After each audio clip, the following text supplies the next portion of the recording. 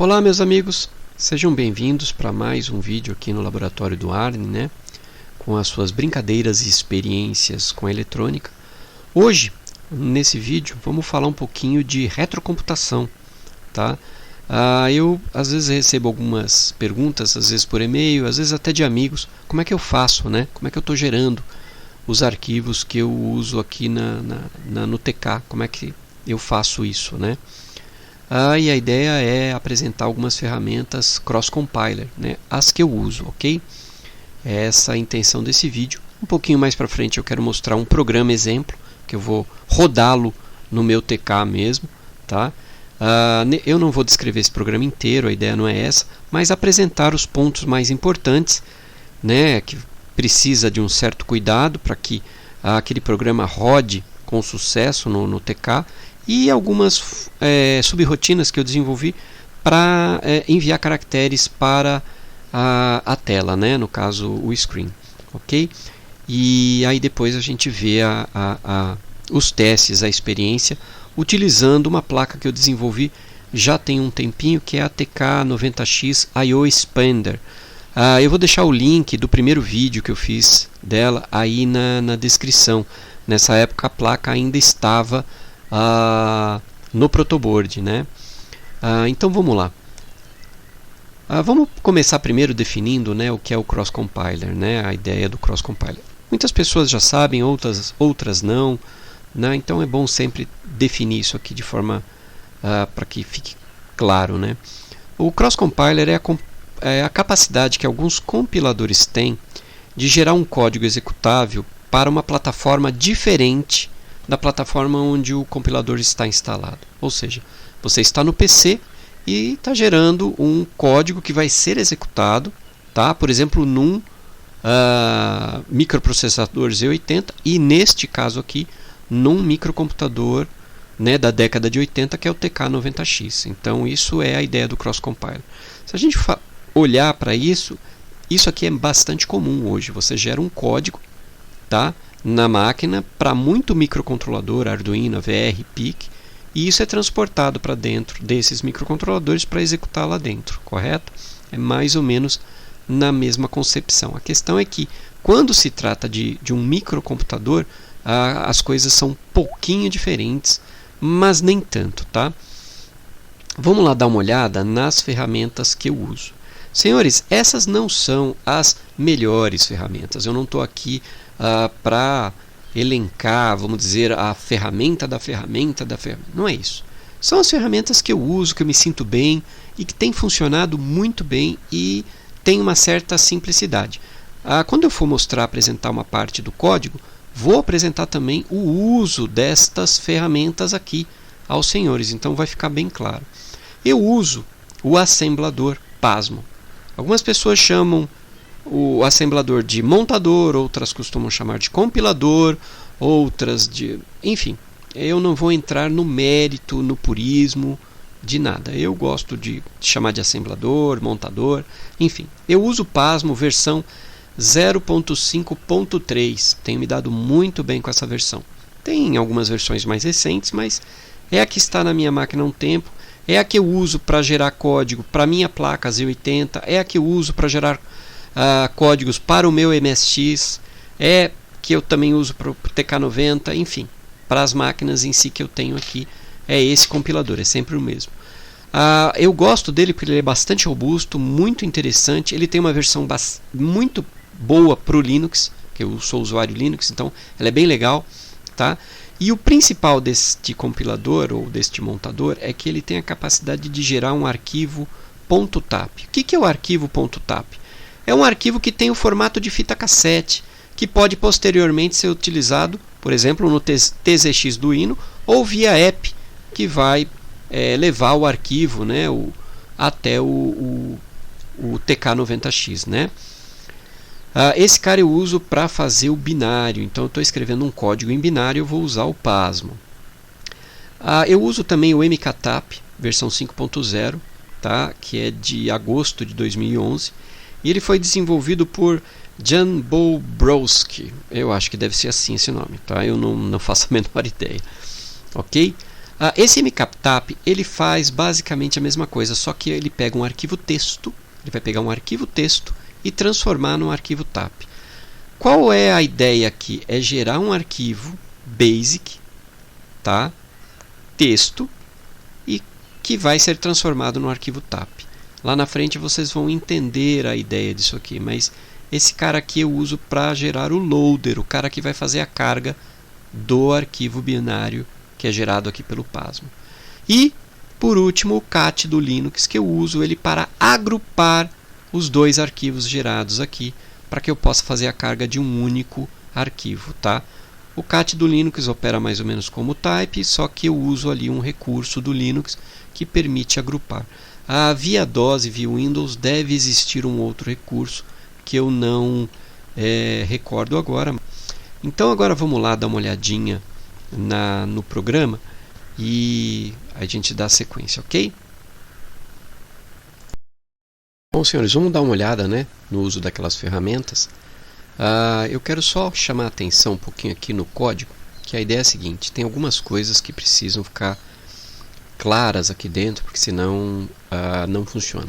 A primeira delas é a partir da onde você quer que o compilador considere todos os desvios, chamadas calls aqui internas, que é o endereço inicial do programa.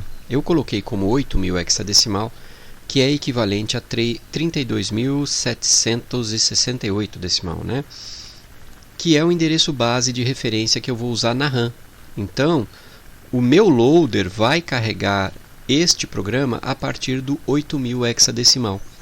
Então, por isso que eu coloco aqui, porque todo e qualquer desvio que eu fizer dentro desse programa tem que estar a partir do 8.000, tá? Ou seja, tem que estar a partir do 8.000, a não ser, claro, as chamadas para ROM, né? Para que a ROM execute um determinado comando. Fora isso, todo desvio tem que ser a partir do 8.000, ok?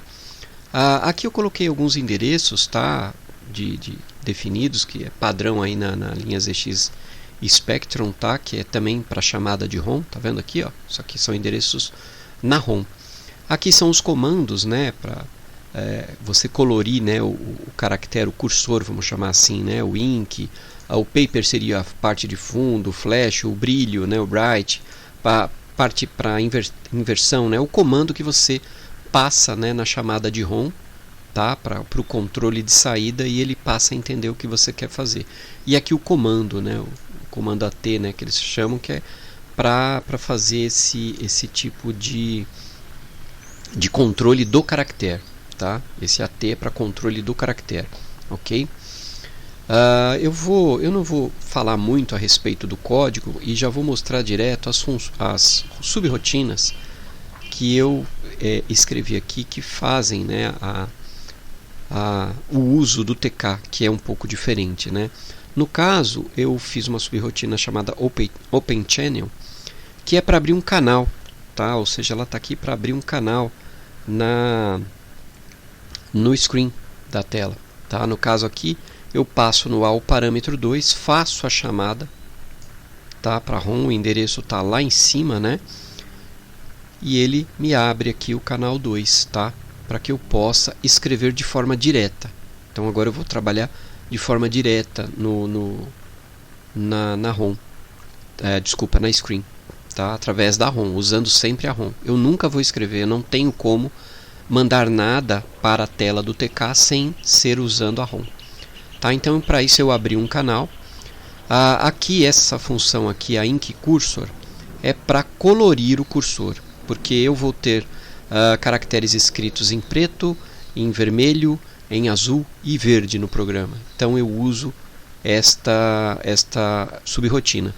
Eu começo salvando o registrador, passo aquele comando que diz, olha, isso aqui é para trabalhar com caractere, estou trabalhando com o caractere, faço a chamada na ROM, em seguida restauro e aqui recupero novamente, porque agora eu vou passar o caractere da cor, porque esta subrotina, a cor que você quer colocar, né, no cursor precisa estar em A. Por isso que eu salvo ele aqui em cima e depois restauro, porque eu preciso passar primeiro, né, o comando de controle do caractere, ok?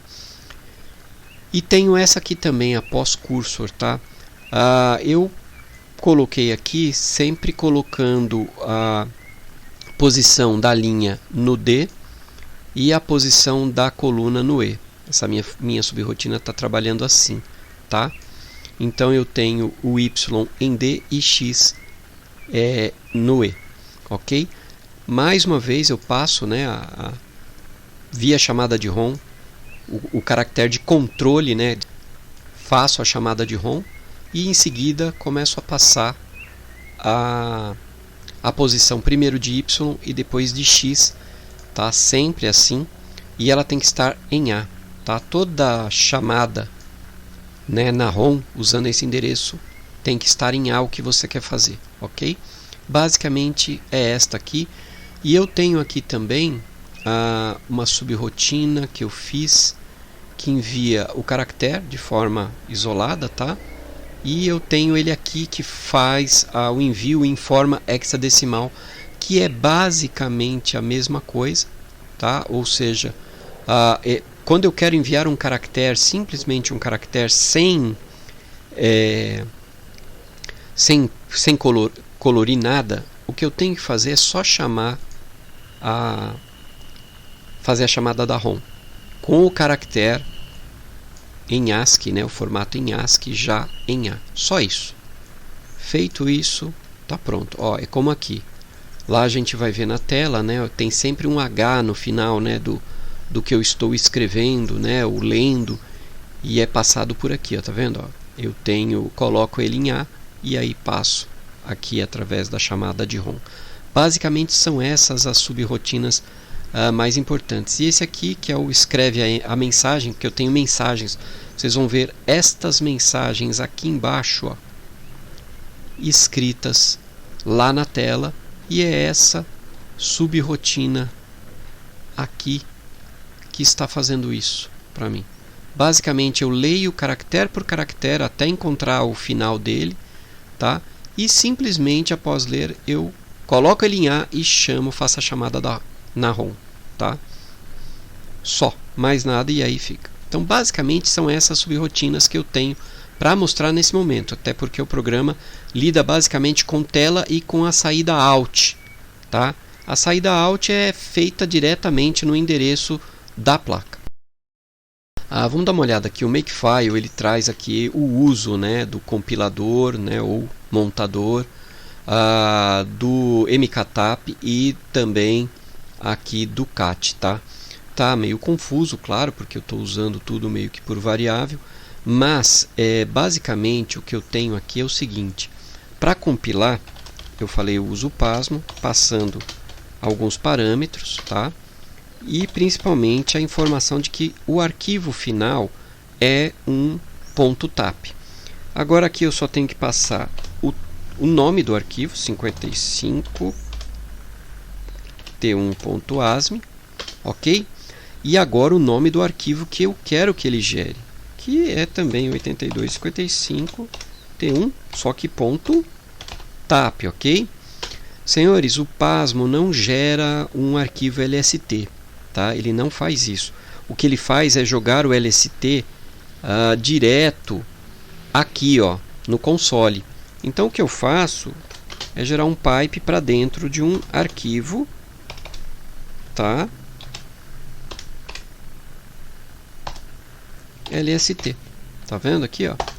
Quando eu faço, ele compilou aqui, ó, para mim, me disse, olha, foram tantas linhas, começou, fez a primeira interação, a segunda foi tudo bem, tá? E o LST está gerado aqui, ó, tá? Porque se eu não fizer isso, senhores, ó, o que acontece? Ele simplesmente joga o LST aqui, e aí eu não tenho nada, e eu acho importante.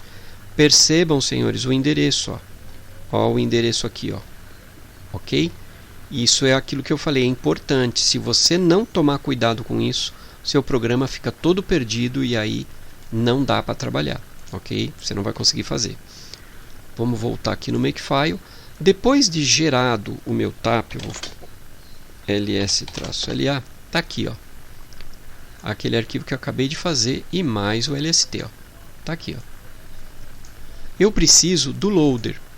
O loader, ele é aquele programinha que eu teria que escrevê-lo ou montá-lo manualmente lá no TK para fazer a leitura a partir do TZX do Hino ou através de um celular, seja como for, um programa um app para celular ou um programa no computador. Como for, eu teria que gerar esse cara aqui dentro do TK para ir fazer a leitura. Então eu prefiro já gerar ele aqui no formato TAP também, ou seja, esse arquivo texto vai virar um arquivo TAP, tá? Que vai ser jogado para o meu TK, ou seja, quando eu fizer a leitura, ele lê primeiro esse cara e o programa seguinte é justamente o binário que a gente vai emendar na sequência. Quer ver? Como é que esse cara funciona? Tá? Eu tenho aqui esse mktap, ele é uma versão DOS Windows, né? Então ele não rodaria corretamente aqui sem a presença do Wine, né? Então eu tenho aqui mktap, tá? Então vou chamar ele através do Wine, vou passar um parâmetro para ele, que é o nome do arquivo que eu quero que ele gere, né? Ou seja, o que eu estou gerando? Um loader, tá?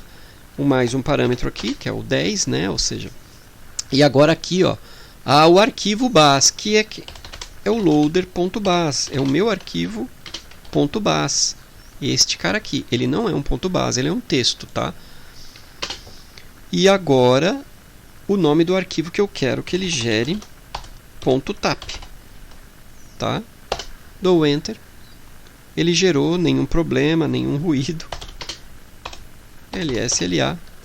Eu tenho agora o loader bas e o loader tap. Agora o que eu preciso fazer é emendar esses arquivos, porque na hora de ler novamente com o TZX do Hino ou outro, eu quero que eles leiam, ele seja lido, né? Ele vai ler primeiro o loader e em seguida ele vai executar o loader e o loader já vai ler o próximo arquivo, que é o tap. Como é que eu faço isso? Eu uso o cat loader.tap. O próximo arquivo que eu quero que ele emende 8255 T1, porque o cat ele é mais ou menos como o type do DOS. Ele iria me mostrar apenas esses arquivos, mas o que eu vou fazer é, eu vou gerar um pipe novamente, vou dizer, ó, você coloca isso aonde? Dentro de um arquivo que eu vou chamar de tst 8255.tap. Então, ele vai pegar esse arquivo, emendar com esse e jogar ambos dentro deste. Opa! Claro, né? Faltou o ponto .tap aqui. Pronto. Feito. ls-la. Tá aqui, ó, o meu tap gerado. E é esse arquivo que eu passo via TZX do Hino para o meu TK90X. Apenas para constar, o meu TZX do Hino tem uma alteração que eu fiz, que eu incluí uma porta serial nele para que eu pudesse transmitir um arquivo do meu PC para o outro lado, né, que a bancada com os colecionáveis fica, digamos assim, nas minhas costas aqui, através de uma rede RS-232 que eu tenho. Como eu usei o protocolo Xmodem, o Xmodem não... você tem que dar o nome. Quem está recebendo o arquivo tem que nomear o arquivo. Tá? Eu já demonstrei isso num vídeo aí com transferência de arquivos entre MSX, né? Entre dois MSX. Então lá, como eu não tenho teclado, eu apenas acrescentei mais uma teclinha. O que eu faço é, qualquer arquivo que eu mando para lá recebe o nome de base.tap, né? Ou seja, é base.tap. Qualquer arquivo que eu gerar aqui e quiser mandar para lá vai ter esse nome de base.tap. Olá, senhores. Vamos lá para o teste, né? Daquele programinha. Já está aqui com o TK ligado, né? Aqui, ó. Aqui está a minha placa, tá? Essa placa, na última vez que eu mostrei, o último vídeo, ela estava ainda em fase de protótipo, era um protoboard, tá? Agora ela está prontinha aqui, ok? A ideia é o seguinte, nós vamos ver os LEDs aqui, a contagem nos LEDs de 0 até 255, e ali atrás, ó, eu tenho uma chavinha que eu, ao apertar, eu vou fazer a mudança do estado do pino, e isso vai também aparecer na tela, tá? Conforme eu falei, o meu TZX do Hino aqui, ele tem uma alteração. Coloquei uma teclinha a mais e eu consigo receber um arquivo, tá, de lá. Eu já fiz essa transferência para não demorar muito. Só que quando ele chega aqui, como eu não tenho como entrar com o nome dele aqui, eu recebo todo o arquivo vindo de lá como base.tap, ok? Então, vamos colocar aqui esse cara no modo load, ok? Agora eu posso pressionar o Enter aqui e no meu TZX do Hino dar o play. Senhores, notem lá, ele encontrou o programa Loader, tá? Começou a ler, carregou o programa, né? Em seguida, ele vai fazer a leitura de quem? Olha lá, 8255 T1 TAP, né? Está fazendo a carga do programa. E já começa a execução. Conforme eu havia falado, né? Ó, tem os caracteres, né? A pintura dos caracteres aqui, ó. E eu coleto, tá vendo? Aqui é o valor, tá? Que eu estou contando. E ali o valor nos LEDs. Aqui em binário, né? Que a gente pode ver. E aqui em hexadecimal. E a chave altera esse 01 em verde aqui, ó. Quando eu pressiono, eu coloco o GND na entrada do pino, né, que tem um resistor de PUAP, e aí eu posso ver o GND. Então, senhores, se lembrar um pouquinho, essa parte de cima, quem escreve é o loader, e tudo isso aqui é escrito por assembly, né, através do código assembly que está mandando os dados para a tela, caractere preto, azul, vermelho e verde, conforme eu coloquei lá no programa, e a contagem aqui. Quando ele chegar aqui até 255, né, que ele está em A9, AB, dá para ver o caractere aqui, ó. Tá vendo aqui? Ele já pulou aqui para B, né, ó. Tá lá B, B9, BC e vai embora, ó. Aqui ele está em C agora, ó. C7, C8. Quando ele chegar aqui em FF, ou seja, 255 decimal, ele corta o programa, ele vai sair do programa aqui em Assembly e vai voltar para o Basic, ok? Aqui, ó, em FF ele volta para o Basic. Pronto, ó, programa finalizado, é escrito também aqui pelo Assembly e aqui eu voltei para o Basic. E se eu der um list aqui, senhores, o que eu vou ver aqui, ó, no list... deixa eu só fazer antes seria legal um CLS, mas aqui. E agora o list. Esse é o programinha loader que eu carreguei lá, né, que eu criei lá. Tá vendo? A parte de impressão que apresentou lá e depois a carga. Ok, senhores? Então, senhores, basicamente era isso que eu queria mostrar nesse vídeo, tá? Eu peço desculpas aqui pelo mau jeito aqui com a câmera, mas é que usando um tripé eu não consegui enquadrar as coisas de maneira que desse para observar tudo, né, de uma forma mais detalhada. Então foi na mão. Se você gostou do vídeo, deixa um like aí. Se não for inscrito no canal, inscreva-se, ative o sininho para receber as notificações dos próximos vídeos, né, que eu pretendo trazer mais informações e mais vídeos, principalmente agora usando essa plaquinha aqui. Mais uma vez, o projeto dela está lá no meu site, tá? O projeto da placa está na íntegra lá no site e todas as informações que foram apresentadas neste vídeo também estarão, ok? Mais uma vez, obrigado por assistir e até a próxima.